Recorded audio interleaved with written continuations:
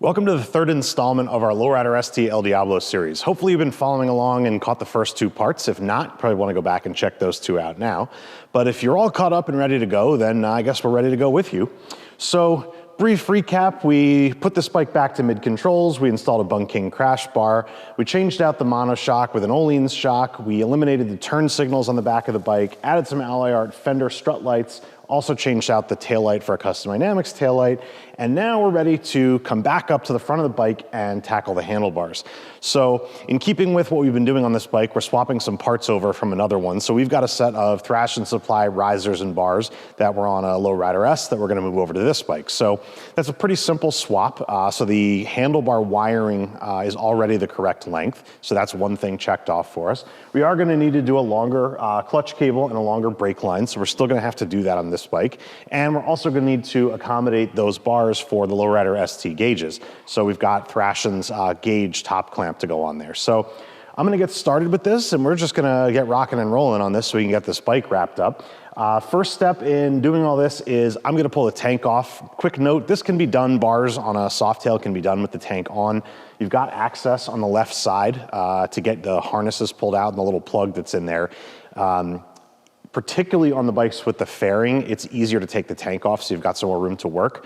I always like to do it because the tank comes off in about 2 minutes and then you're not fighting and forcing with that rubber grommet to get it seated in the frame and also under the tank. So all that said, I'm gonna go ahead and start by taking the tank off and then we're gonna start getting everything we need to get unbolted, get the OE stuff out of the way and make room for our new stuff and we'll get it installed. So here we go.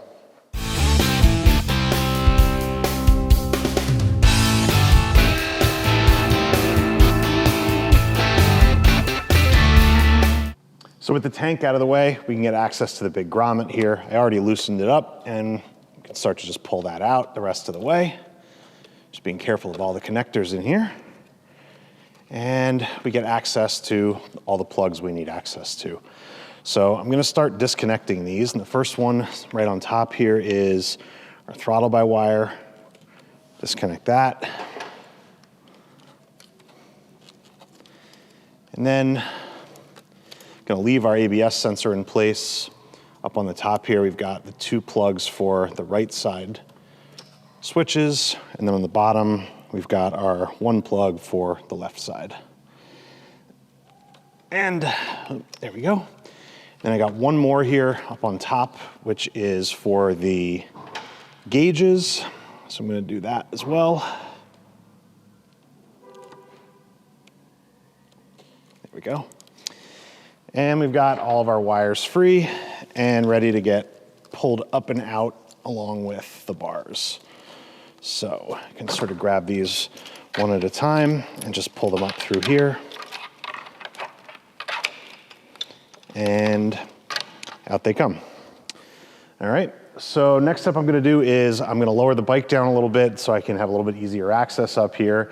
And I'm gonna start to disconnect everything else on the bars and then get the bars and risers pulled off the bike.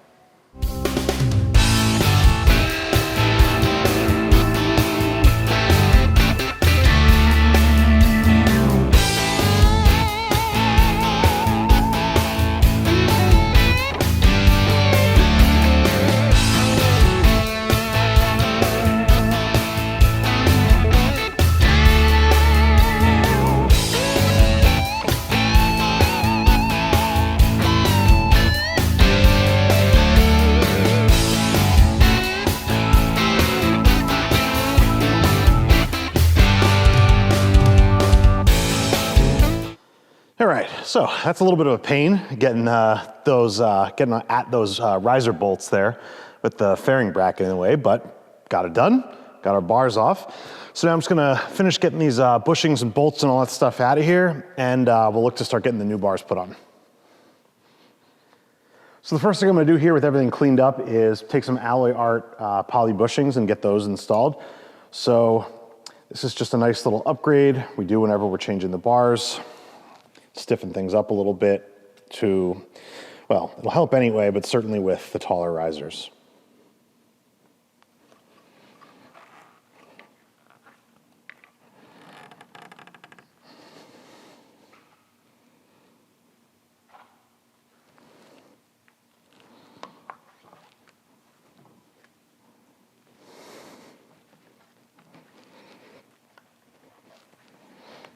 Okay.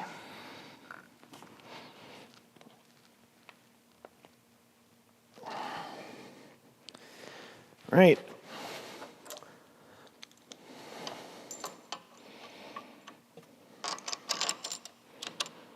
Yep. Perfect. So sometimes you won't be able to get them all the way compressed in there by hand, but as long as you got enough of it started that you'll be able to get the threads started on the bolts, you'll be able to pull it all together when you tighten things down. So we're all good there. And next thing I'm gonna do is get our hardware cleaned up and grab the bars, new bars and risers, and put them on here. Okay, so here's the bars and risers coming off the other bike. We're keeping the switch housings, grips, bar, riser, wiring harnesses, and we've got the studs put in here, a little Loctite on the bottom. We'll drop these through, put the nuts on, and then we'll get to doing what we have to do on the rest of this.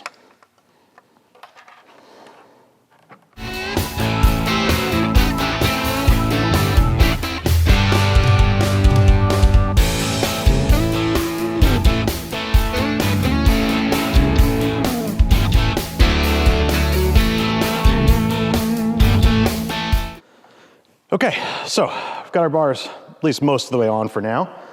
I got the riser bolts tightened down, and we can start to move on to some of the next details here. So obviously we got to get this top clamp changed out, get our gauges back in, get our switches hooked up, and then we've got some clutch cables, brake lines, all that stuff to do. So first thing I'm gonna do is just make sure our wires are still long enough, which I'm pretty sure they're going to be, and then we'll start looking at just getting this clamp swapped over and get the gauges put back on. Okay, I'm actually gonna go a little bit out of order from what I said I was gonna do. Rather than starting with gauge assembly and the wiring, I'm gonna do the brake line and clutch cable first and get all this stuff kind of out of the way and buttoned up, and then we'll deal with the gauge and the wiring last. So first thing I'm gonna do is we're over here on this side, we're gonna deal with the brake first. So what we typically do on these bikes, typically do on, well, I guess M8 Softails, have a removable upper brake line. So this line has a fitting that'll disconnect it from the junction underneath the triple tree. Magnum sells really nice black pearl lines in whatever length and banjo fitting you need, along with an adapter that'll go from that fitting that's under the triple tree into universal fitting that you can attach the brake line to. So on other bikes like Dyna's, they're all one piece from top to bottom, so you have to replace the whole thing. It's nice on the M8 Softails, you don't have to do that. It's just the line and then the adapter. So that's gonna be the first thing I'm gonna do, and we'll get that attached, and then we'll get to the master cylinder, we'll plumb it all in, we'll get it bled out.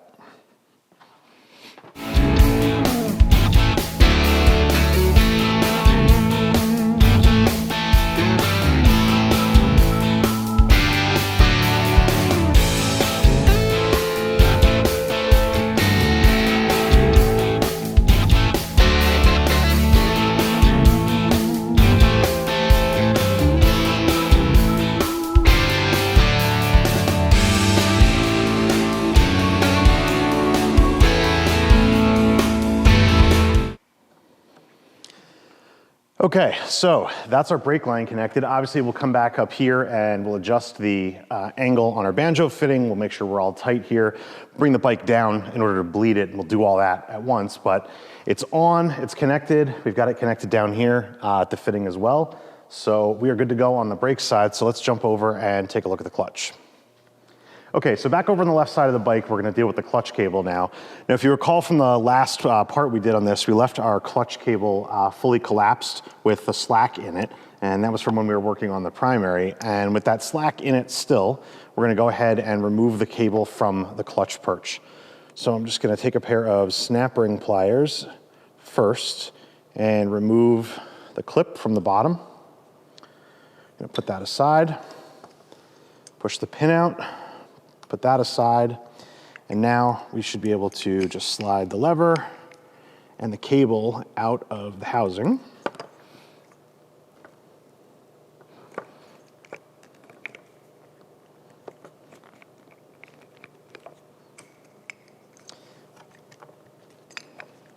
Hopefully I got all the slack in it. I could. It's a little tight.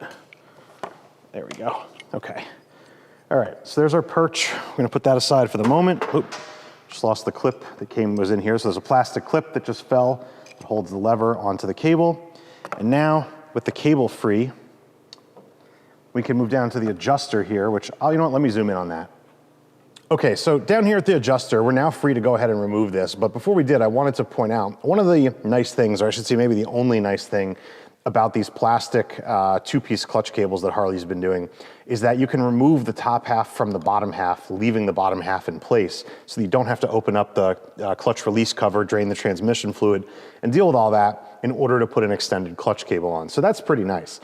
One thing that is really unfortunate about these is that these plastic adjusters tend to break. So there's a piece of metal in there that's kind of just plasti welded onto this plastic housing, and after some time and some force on it, they tend to break. It happens a lot. So they make just replacements for this that you can replace this piece with, but what's nice is that the cables that we use, the Black Pearl upper clutch cables that we put on most of these bikes, or I'd say almost all of them, they come with a metal manual adjuster that's going to replace this plastic one. So that's going to be a nice additional upgrade that goes along with the extended line. So anyway, first step to releasing this is there's a little tab in here. We have to push that up to release it. And basically you've got a ball and it's kind of like the other end of the clutch cable or like a throttle cable. It's a ball on the end of a metal cable. So you got to get it so that it's lined up to come out, and then you can push through with a screwdriver from the other side and it'll pop out. So basically it looks very similar to this top half, but there's just a ball that'll come in that bottom spot and this little tab holds it in place. So in any event, this is now all going to come off, and let me just grab that before it smacks into anything. And we are going to basically be discarding most of this. What we need to keep is this plastic sleeve, not the rubber grommet at the top of it. That's going to stay on this cable, and the new one, the new cable has its own. But the plastic sleeve itself, this tube, I should say, gets reused. So I'm just going to pull that off, slide that down. We'll keep this tube, and I'll go grab the new cable, and we'll see how that goes on, and you'll see what it looks like. All right, so here's our new clutch cable, and what you can see here is we have a similar end at the bottom here that's going to slide in and lock into this ball. But then hopefully what is visible is you have a threaded metal adjuster that's going to add and remove slack from the cable, and it's got more adjustment than the stock one does, and it also is made of metal, so it's not going to break. It's got a little lock nut here to lock it all down. So for the moment, what I'm going to do is just put this to its fully collapsed position to give us as much slack as possible. I'm going to slide the bottom end down into the original housing, but before I do that, I've got to make sure to put the tube from the original cable on here first. So we're going to slide that up and let it meet up with the original, not original, but the new grommet at the top here. I'm going to slide this cable up into its general location, and then go ahead and get this cable put into place. All right, need my little screwdriver, which I seem to have lost.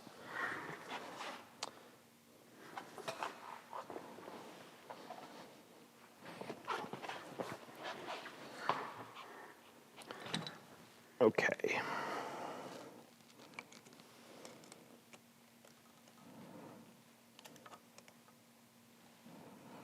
Okay, and click. So we just sort of push the little ball out of the way, slide the female end past it, pull it up, locks into place. So now with that in place, push this down, it'll click into that original sort of plastic housing down there at the bottom. And for the time being, I'm just going to slide the plastic tube down. Obviously, we're going to need to adjust this cable, but for the moment, I'm just going to hold this all together by sliding that on there. So from here, we're just going to go back up to the top and reattach the clutch lever. All right, so back up here at the top, just get our lever, and this is, sorry if I didn't point it out, a different lever that's going on here, but all the same procedure. So we're just going to take our lever and our retaining pin along with the clutch perch. Get this pointed in the right direction. And we'll get this all put back together. Slide the lever in,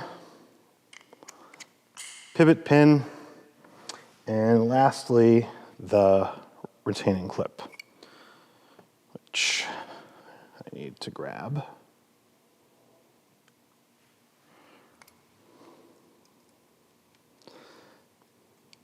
Okay, and then our final step here will be to attach this. And actually, before I attach this, I'm just gonna wipe it off. I got a little grease on my hands, got a little grease on there. I'm gonna clean that off. Then I'm gonna attach the clutch perch back onto the bars, and we'll do an initial clutch adjustment, and we'll do a final clutch adjustment on the ground once we've got everything all back together and we can see where the release point is. So let's check in when I get the bike a little bit lower down, and we can keep rolling with everything else.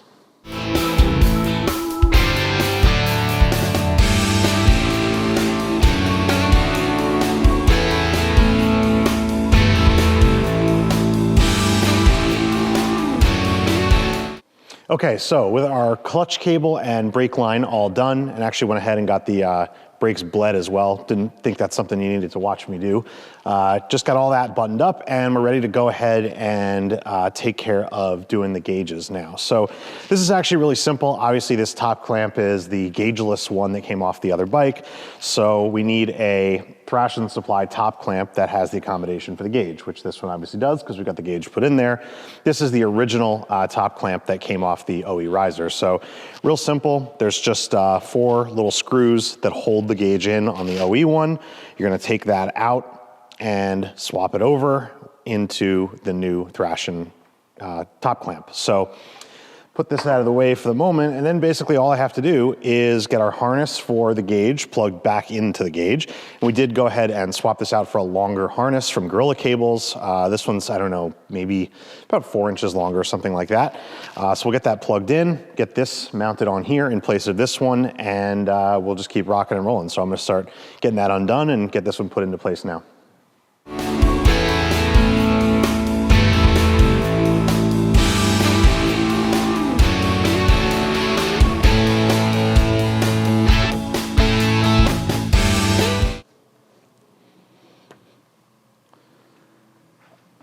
All right, and just like that easy, we've got our new gauge put in.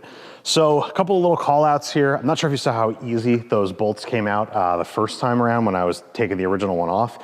That's because when we did it the first time, we put Moly Lube on them, so there's no corrosion, no seizing, bolts come right out. That's really nice. That's why we put Moly Lube on the new bolts going in.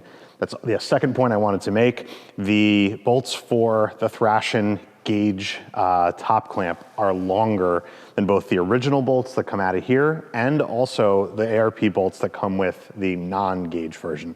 Obviously that's room to accommodate for the gauge, but that's just a call out that if you're buying these in pieces and swapping one clamp for the other on different risers, just make sure you have the right length bolts to put in there. So that said, we are pretty much good here on the bars, and I think we can start to get the rest of this reassembled now.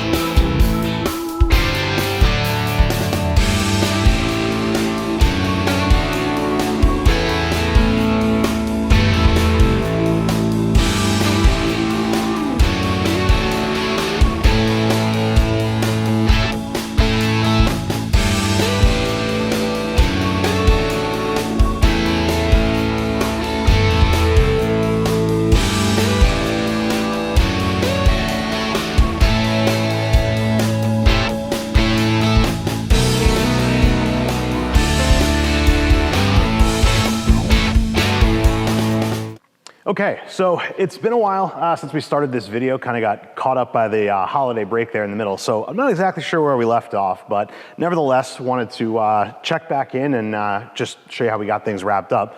Obviously we've got our bars fully on, the new top clamp, a new gauge transferred over, and everything is bled and adjusted. Got our Thrash and bar bag on here as well. Also got the Clockworks windshield up here on the front. Pretty sure I showed that going on, but I don't know if I talked about it or not. We've also got the bike all back together. I'll take a step back and kind of show you the full picture now that everything is pretty much done, but just wanted to at least give a shot here of the bars all in and hooked up, just because I don't know if we did that or not. I'm not sure if I showed that to you, but anyway, that's the bar setup. Let's take a step back and just take a look at what we did.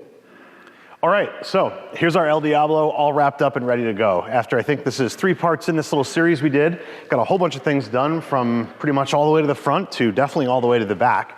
And, you know, like I said in the very beginning of the series, some of this was sort of undoing some of the things the previous owner had done. But in addition to that, definitely got some really nice upgrades on here.